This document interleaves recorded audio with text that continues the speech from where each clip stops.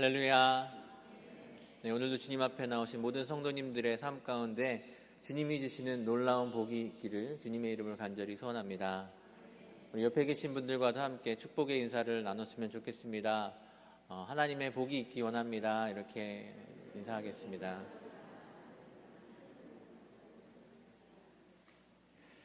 잠시 기도하겠습니다. 사랑과 은혜가 풍성하신 하나님 감사합니다. 하나님 이 시간 저희들 주님 앞에 불러주시고 주님 앞에 나와 주님을 예배할 수 있게 하여 주심을 감사드립니다. 하나님 주님을 찬양하고 주님을 높여드리고 이 시간 우리가 주님의 음성을 기다립니다. 하나님께서 우리에게 말씀하여 주실 때 우리가 듣게 하여 주시옵시고 그 말씀을 우리 마음 가운데 새기며 살아갈 수 있도록 인도하여 주시옵소서.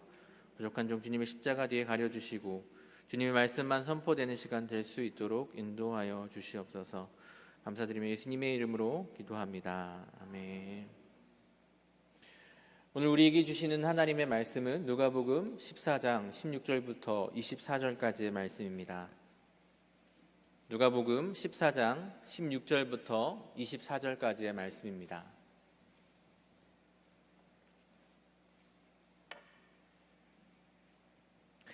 이 말씀을 자매님들과 형제님들이 한 절씩 교독하겠습니다. 읽기를 시작합니다. 이르시되 어떤 사람이 큰 잔치를 베풀고 많은 사람을 청하였더니 잔치할 시각에 그 청하였던 자들에게 종을 보내어 이르되 오소서 모든 것이 준비되었나이다 하매 다 일치하게 사양하여 한 사람은 이르되 나는 밭을 샀음에 아무래도 나가보아야 하겠으니 청컨대 나를 양해하도록 하라 하고 또 한 사람은 이르되 나는 소 5겨리를 샀음에 시험하러 가니 청컨대 나를 양해하도록 하라 하고 또 한 사람은 이르되 나는 장가 들었으니 그러므로 가지 못하겠노라 하는지라 종이 돌아와 주인에게 그대로 고하니 이에 집주인이 노하여 그 종에게 이르되 빨리 시내의 거리와 골목으로 나가서 가난한 자들과 몸 불편한 자들과 맹인들과 저는 자들을 데려오라 하니라. 종이 이르되 주인이여 명하신 대로 하였으되 아직도 자리가 있나이다. 주인이 종에게 이르되 길과 산 울타리가로 나가서 사람을 관건하여 데려다가 내 집을 채우라. 내가 너희에게 말하노니 전에 청하였던 그 사람들은 하나도 내 잔치를 맛보지 못하리라 하였다 하시니라. 아멘. 오늘 우리는 민주주의 사회에 살고 있습니다. 민주주의 사회란 쉽게 말해서 국민이 주권을 가지는 사회이지요. 국민이 주인인 사회를 이야기합니다. 그러니까 국가의 중요한 일들을 결정하고 실행하는데 그 결정권을 가지고 있는 사람이 왕이나 대통령처럼 특정한 몇몇 사람이 아니라 모든 국민이라는 것입니다. 이러한 민주주의에서 중요한 것은 바로 개인의 자유와 권리입니다. 다시 말하면 자기의 삶은 다른 사람에게 피해를 주지 않는 한도 내에서는 스스로 결정하고 스스로 행동할 수 있다는 것입니다. 이 생각은 오늘날 이 민주주의 사회를 살아가고 있는 모든 사람들이 너무나 당연하고 또 너무나 자연스럽게 가지고 있는 생각입니다. 아니, 이 생각은 우리의 두뇌를, 우리의 생각을 장악하고 있는 아주 중요한 관념 중에 하나입니다. 내 삶의 주인은 나야. 내 삶의 결정권은 내가 가지고 있어. 이 생각은 심지어 이 생각을 반대하는 어떤 생각이나 관념이 등장할 때 그것을 가차없이 공격하게 만들 만큼 우리 마음속에 아주 깊이 자리 잡고 있습니다. 그렇기 때문에 교회에 오늘날 처음 나오는 사람들이 진지하게 예수 그리스도를 받아들이려고 할 때, 예수 그리스도를 믿으려고 할 때 그것은 사실 어려운 일입니다. 왜냐하면 바로 예수님을 받아들인다는 것, 복음을 받아들인다는 것, 믿음을 갖는다고 하는 것은 우리 마음속에 자리 잡고 있는 이 생각에 반대하는 것이기 때문입니다. 예수님을 믿는다는 것은 무엇입니까? 그것은 하나님의 아들이신 예수님께서 이 땅에 오셔서 십자가에 못 박혀 죽으심을 통해서 나의 죄값을 지불하셨고 그렇기 때문에 예수님을 나를 구원하신 나의 주님이라고 믿는 것입니다.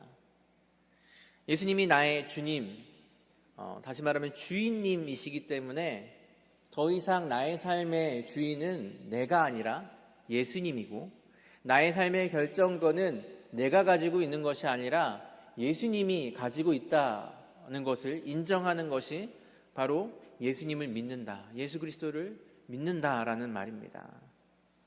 현대사회를 살아가고 있는 사람이 이렇게 예수님을 믿는 것이 어떤 개념인지를 분명히 안다면 이것을 받아들이기는 정말 쉽지 않은 일일 것입니다. 하지만 어쩔 수 없습니다. 이것이야말로 복음이고, 이것이야말로 예수님을 믿는다는 것이 무엇인지에 대해서 성경에서 분명하게 이야기하고 있는 것이기 때문입니다. 우리는 이것을 사람들 듣기 좋은 다른 좋은 말로 꾸밀 수가 없다는 것입니다. 성경에서 이야기하는 복음이 정말로 이것입니까? 그렇습니다. 한번 성경에서 말하는 복음이 무엇인지 살펴보겠습니다. 이 복음은 예수님께서 선포하신 것입니다. 마가복음 1장 14절 15절의 말씀입니다. 예수께서 갈릴리에 오셔서 하나님의 복음을 전파하여 이르시되 때가 찼고 하나님의 나라가 가까이 왔으니 회개하고 복음을 믿으라 하시더라. 예수님께서 전파하신 복음은 바로 때가 찼고 하나님의 나라가 가까이 왔으니 회개하고 복음을 믿으라 라는 것이었습니다. 이 복음이라는 말, 이 단어는 유앙겔리온이란 말인데, 이 단어가 가지고 있는 이 그리스 시대에 쓰였던 이 유앙겔리온의 뜻은 무엇이냐면, 바로 어떤 사람이 이 전쟁 가운데서 전쟁의 승리의 소식을 가지고 가져다 주는 것. 우리가 이 전쟁에 승리했다, 우리가 이 전쟁에서 이겼다라고 하면서 가져다 주는 그 소식을 복음, 유앙겔리온이라고 예전에 이 그리스 사회에서는 그렇게 불렀던 것입니다. 그러니까 이것을 오늘 말씀에 적용해서 좀 풀어서 살펴보면 이 말씀은 이렇게 이야기할 수 있을 것입니다. 하나님의 시간이 되었다. 하나님의 통치가 가까이 왔다. 그러니까 회개하고 이 사실, 하나님의 통치가 이르렀다는 사실, 이 하나님께서 승리하셔서 하나님께서 다스리신다는 이 사실을 받아들여라 라는 것입니다. 무엇을 회개하라는 것입니까? 이제까지 하나님의 통치 안에서 살지 않았던 것, 하나님 나라의 법 가운데 살지 않았던 것, 하나님 나라의 백성으로 살지 않았던 것, 다시 말해서 하나님이 주인 되신 삶, 하나님이 왕 되신 삶을 살지 않고 내가 주인 되었던 삶, 내가 왕이 되었던 그 삶을 회개하고 돌이켜서 이제 하나님의 통치를, 그 하나님의 다스리심을 받아들이라는 것입니다. 예수님께서 말씀하신 복음이 바로 이것이었습니다. 하나님의 나라가, 하나님의 통치가 가까이 왔으니 그것을 받아들여라. 내가 주인 되었던 삶을 회개하고 하나님이 다스리시는 것을 이제 받아들이라는 것이었습니다. 사실 이 하나님의 다스리심을 받아들이는 것은 새로운 사실이 아니었습니다. 그것은 원래 하나님과 인간의 관계, 그것을 되찾는 것이었습니다. 인간은 원래부터 하나님이 우리를 창조하실 때 하나님의 피조물로서 왕 되신 하나님의 백성으로 지어졌습니다. 하지만 인간은 하나님께 불순종함으로써 하나님과 그 인간의 관계를 깨버렸습니다. 또 하나님과 이스라엘 백성들과의 관계에서도 마찬가지의 일이 일어났습니다. 하나님과 이스라엘 백성은 하나님께서 그 이스라엘 백성들을 애굽 땅 그 종되었던 곳에서 이끌어내셔서 그들을 시내산으로 데려가셔서 그곳에서 언약을 맺으심을 통해서 하나님은 이스라엘의 왕이신 하나님이 되셨고, 이스라엘 백성들은 하나님의 백성된 이스라엘이 되는 그러한 관계를 맺었던 것입니다. 하지만 이스라엘 백성들이 어떠한 행동을 보였습니까? 그들은 그 관계를 저버리고 다른 신들을 섬김으로써 그 관계를 깨트려 버렸습니다. 그 언약을 깨트려 버린 것입니다. 이것이 예수님이 오시기 전까지 모든 인간이 가지고 있었던 현실이었습니다. 하지만 예수님이 오셔서 하나님의 나라를 선포하셨을 뿐만 아니라 이 하나님의 통치를 실현시키기 시작하셨고, 그것을 온전히 이루시기 위해서 하셨던 일은 다시금 그 관계를 회복시키는 일이었습니다. 그것이 바로 예수님이 십자가에서 죽으셨던 사건의 의미입니다. 예수님은 자신의 죽으심의 의미를 제자들과 나누신 그 마지막 성만찬에서 다음과 같이 설명하고 계십니다. 이것은 죄사함을 얻게 하려고 많은 사람을 위하여 흘리는 바 나의 피 곧 언약의 피니라 라고 그 잔을 기념하면서 말씀하셨죠. 이것을 풀어서 설명하자면 예수님께서는 자신의 피를 많은 사람의 죄를 씻기 위하여 흘리는 속죄의 피라고 말씀하셨고, 또한 동시에 언약의 피, 하나님과 그 백성 사이에서 언약의 관계를 세우는 언약의 피라는 것을 말씀하셨습니다. 마치 시내산 언약을 통하여서 이스라엘과 하나님이 하나님의 백성과 백성된 이들의 하나님으로 그 언약의 관계를 맺은 것처럼 바로 이 예수 그리스도의 피를 통하여서 우리는 다시금 하나님의 백성이 되고 하나님은 우리의 하나님이 되시는 그런 언약을 맺게 된다는 것입니다. 예수님께서 죽으심을 통해서 우리의 죄는 깨끗하여지고 동시에 하나님과 우리 사이에 다시금 새로운 언약의 관계가 세워졌다는 것입니다.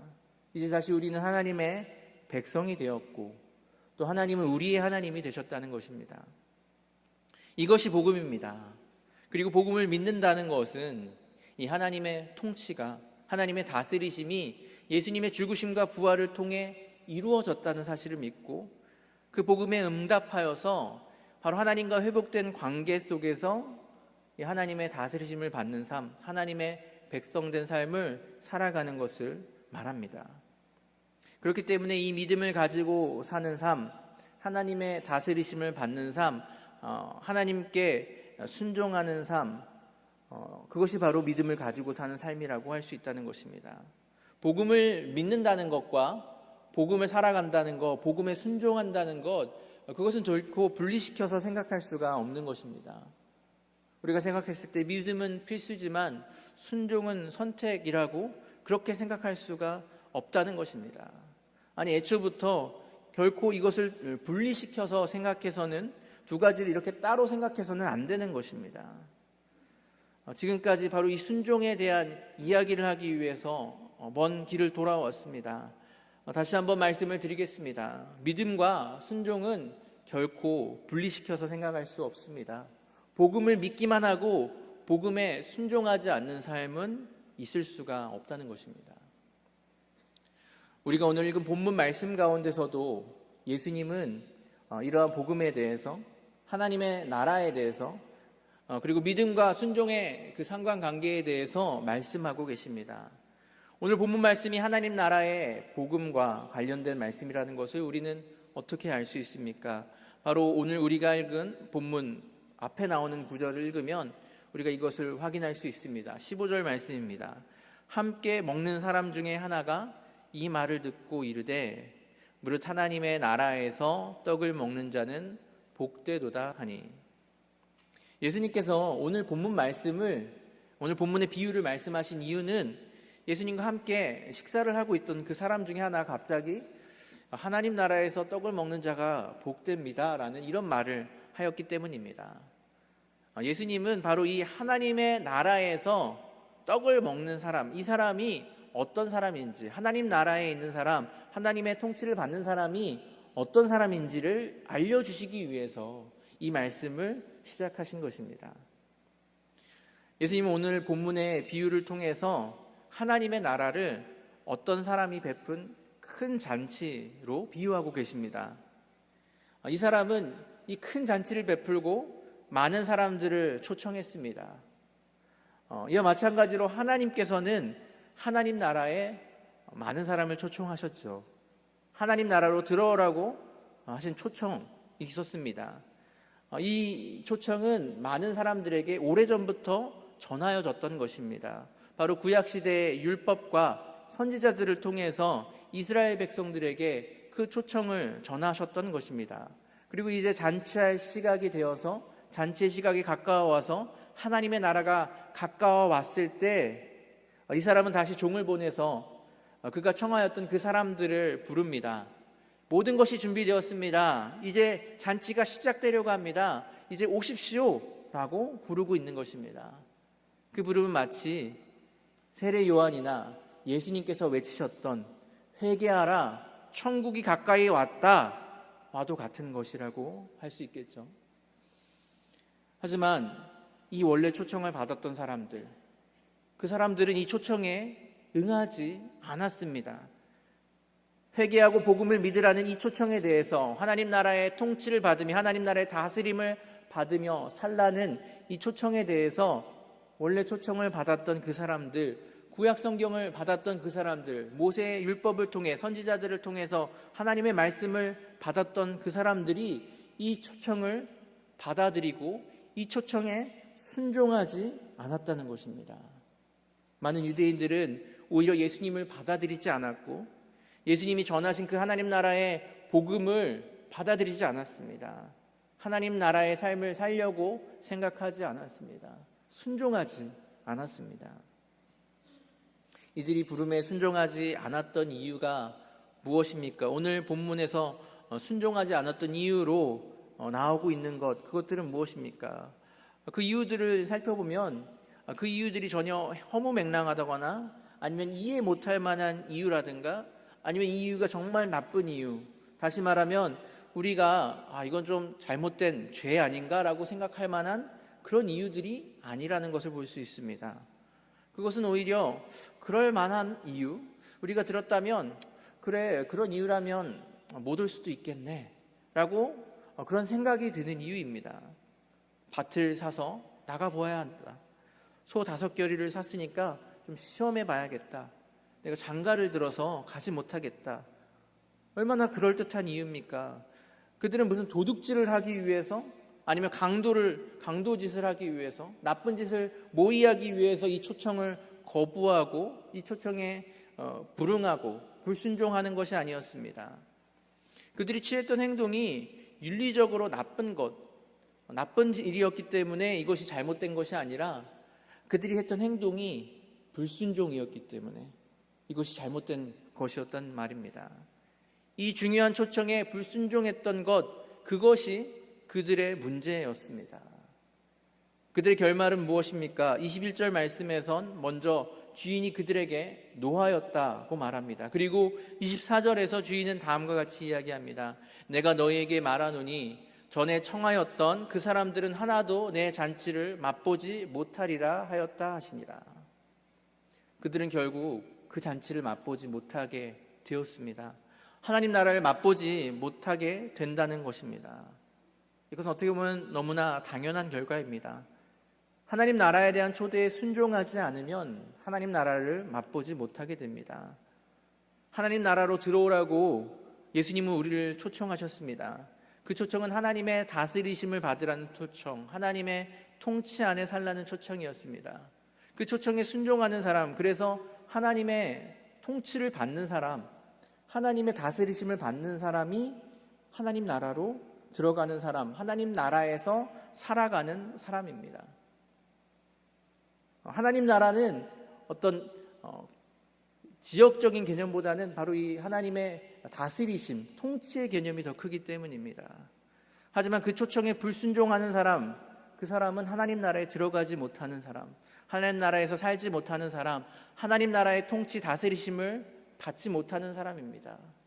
그렇기 때문에 하나님께 순종하지 않는 사람들은 하나님 나라에서 벗어난 사람들입니다. 이 불순종의 문제는 사실 관계의 문제입니다. 불순종은 하나님과 우리의 관계를 인정하지 않는 것입니다. 하나님이 우리의 왕이시고 우리가 하나님의 백성이라는 것을 인정하지 않는 것입니다. 예수님께서 우리를 위해 죽으심으로 말미암아 다시 회복시켜 주신 그 관계를 부정하는 것이 바로 불순종입니다. 예수님께서 내 죄를 대신해서 죽으신 나의 구주라는 사실, 나를 구원하신 주님이라는 사실을 부정하는 것, 그것이 바로 불순종입니다. 그렇기 때문에 불순종은 불신앙입니다. 순종과 믿음은 다른 것이 아닙니다. 무엇보다 불순종이야말로 죄입니다. 우리가 죄에 대해서 오해하는 것, 죄에 대해서 잘못 가지고 있는 이미지 중에 하나는 바로 우리가 죄라고 하면 그것이 어떤 윤리적인 또는 법적인 나쁜 행동을 하는 것이라고 생각한다는 것입니다. 죄라는 말을 들었을 때 우리 머릿속에 떠오르는 그 이미지는 우리가 모두가 알고 있고 모두가 하면 안 된다고 하는 것들, 한마디로 나쁜 일들, 나쁜 짓, 이것을 떠올립니다. 그런데 죄를 이렇게 윤리적인 문제라고 생각할 때 사실 그 기준은 아주 애매모호한 것입니다. 윤리라는 것은 절대적인 것 같지만 사회와 문화와 또 상황에 따라서 완전히 다를 수 있고 심지어 가정과 또 개인에 따라서 다르게 느낄 수도 있기 때문입니다. 또 법 역시 그렇지 않습니까? 어떤 나라에서 불법인 것이 어떤 나라에서는 합법인 일도 많이 있습니다. 죄는 이렇게 윤리적인 법적인 기준에 따라서 결정되는 것이 아닙니다. 성경에서 말하는 죄에 대한 기준은 아주 분명합니다. 그것은 윤리적인 것, 법적인 것, 감정적인 것이 아니라 하나님의 말씀입니다. 하나님의 말씀이 기준이 되어서 그 말씀에 순종하는 것이, 불순종하는 것이 바로 죄라는 것입니다. 이것은 사실 처음부터 그랬습니다. 첫사람 아담이 선악과를 따먹은 일에 대해서 한번 생각해 보시기 바랍니다. 그것이 왜 그렇게 죽을 만한 죄입니까? 윤리적으로 생각해 보면 선악과를 따먹은 일 자체는 아무런 문제가 될 것이 없는 일입니다. 남의 것을 훔친 것도 아니고 남을 해친 것도 아니고 심지어 누군가를 미워한 것도 아닙니다. 그것이 죄였던 이유는 하나님과의 관계에서 하나님의 말씀을 믿지 못했던 불신앙이었기 때문이고 하나님의 말씀에 순종하지 못했던 불순종이었기 때문입니다. 로마서 말씀에서 바울은 이 아담의 범죄에 대해서 다음과 같이 이야기하고 있습니다. 로마서 5장 19절 상반절 말씀입니다. 한 사람이 순종하지 아니함으로 많은 사람이 죄인이 되었다. 바로 무엇이라고 이야기합니까? 바로 한 사람의 불순종으로 인하여서, 한 사람이 순종하지 아니함으로 인하여서 많은 사람이 죄인이 되었다고 이야기하고 있는 것입니다. 우리의 죄가 무엇입니까? 결국 하나님께 순종하지 않은 것이 죄라는 것입니다. 하나님 말씀에 순종하지 않고 하나님의 뜻에 순종하지 않고 내가 나의 주인이 되고자 하는 것, 하나님이 하나님 되심을 인정하지 않는 것, 하나님과 우리의 관계를 부정하는 것, 그것이 죄입니다. 그런데 우리는 이 불순종을 너무나도 아무것도 아닌 것처럼 그렇게 생각하고 살아가고 있는 것은 아닙니까? 우리는 과연 하나님의 말씀 앞에서 순종하고 있습니까? 그리고 하나님의 말씀 앞에 순종하는 것이 그렇게 중요한 것이라고 생각하고 있습니까? 우리가 하나님의 말씀을 들을 때, 또 하나님의 뜻을 우리가 말씀을 묵상하면서 알게 되었을 때 우리는 그것을 반드시 내가 지켜야 되는 것으로 생각하면서 그것에 순종하고 있습니까? 지난 6개월 동안 이 강단에서 많은 부목사님들이 말씀을 전해주셨습니다. 매주 주일마다 여러분들이 다양한 여러 가지 말씀을 받으셨을 것입니다. 주일의 말씀을 들으면서 그 말씀을 내 마음에 새기고 내가 그 말씀에 순종하며 살아야겠다. 그리고 그것을 우리의 삶 가운데서 순종하는 그런 삶을 여러분 살아오셨습니까? 우리는 혹시 여러 가지 그럴듯한 변명과 핑계와 이유를 대고 있지는 않습니까? 말씀을 들었지만, 말씀은 이렇지만 내 현실은 그렇지 않습니다. 말씀은 그렇지만 나는 나의 생계와 책임져야 될 가정이 있습니다. 말씀은 그렇지만 내 상황은 그렇지 않네요. 말씀은 그렇지만 이 세상에 아무도 그렇게 하지 않는데 나만 어떻게 그렇게 합니까? 그런 핑계, 이유들이 합리적이고 이해할 만한 이유가 될지도 모르겠습니다. 하지만 우리의 그러한 모습은 오늘 본문에서 그 큰 잔치에 초청을 받았지만 새로 산 밭에 가봐야 돼서 또 소를 시험해 봐야 돼서 결혼해야 됐기 때문에 라는 핑계를 대고 그 초청에 순종하지 못했던 그 사람들의 모습과 크게 다르지 않다는 것입니다. 어떠한 이유와 변명과 핑계에도 불구하고 그것은 하나님께 불순종한 것입니다. 어떠한 핑계에도 불구하고 그것은 죄라는 것입니다. 우리는 그것을 결코 아무것도 아닌 것이라고 생각해서는 안 됩니다. 예수 그리스도를 믿음으로 구원받은 우리들은 하나님 말씀에 순종하는 일을 우리가 고를 수 있는 여러 가지 선택지 중에 하나라고 생각해서는 안 된다는 것입니다. 우리가 하나님 말씀을 들을 때 하나님 말씀을 한번 들어보고 그 말씀이 괜찮은 것 같고 또 합리적인 것 같고 그 말씀을 내가 순종하며 살아갈 수 있을 것 같고 그러면 내가 순종할 수 있고 아니면 그냥 한번 넘어가고 무시해도 되는 것이라고 생각할 수 없다는 것입니다. 만약 누군가 그렇게 생각하고 그렇게 행동한다면 그 사람은 진정으로 예수님을 믿는 사람이라고 할 수 없고 예수님을 믿음으로 구원받았고 하나님 나라의 백성된 사람이라고 할 수 없을 것입니다. 이스라엘 백성들은 하나님의 복음에 순종하지 않았습니다. 그리고 그 결과는 바로 잔치에 참여하지 못한 것, 하나님 나라에 들어가지 못한 것이었습니다. 그에 반해서 잔치에 참여한 사람, 하나님 나라에 들어간 사람들도 있었습니다.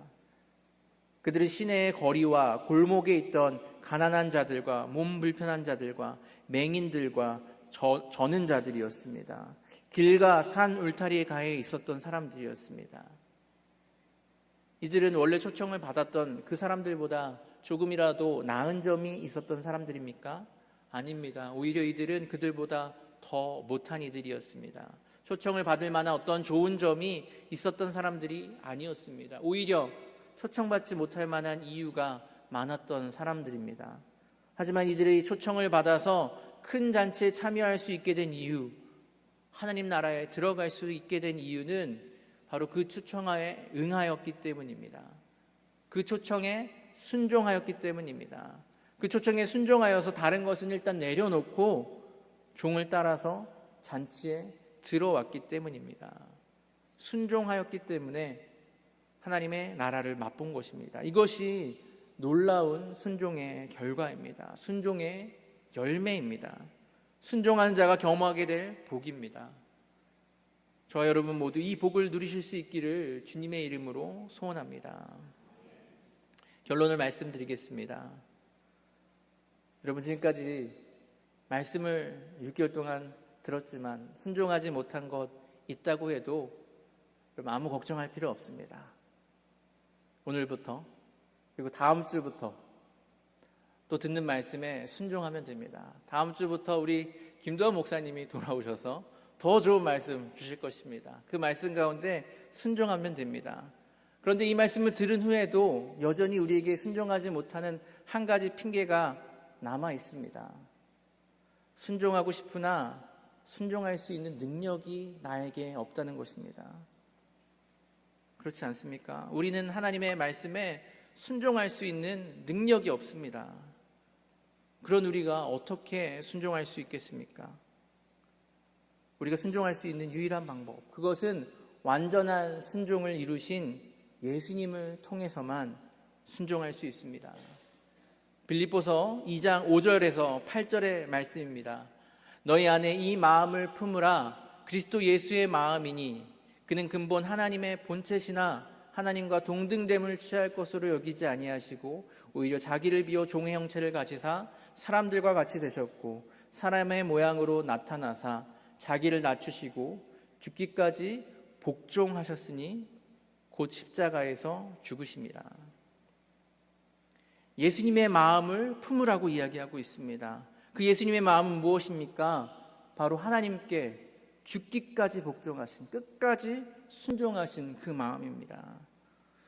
우리가 예수님 안에 거하고 예수님의 말씀이 우리 안에 거하는 것, 예수님의 마음을 우리 마음 가운데 품는 것, 그것을 통해서 우리는 순종할 수 있습니다. 우리는 죽고 예수님이 우리 안에서 살아나는 것입니다. 내 자아는 죽고 더 이상 내가 살아가는 것이 아니라 예수 그리스도가 내 안에서 살아가실 때 우리의 모든 삶의 행동들이 예수님의 모습이 될 때 우리는 하나님 나라의 백성이 될 수 있는 것입니다. 하나님의 다스리심을 온전히 받는 하나님의 백성이 될 수 있습니다.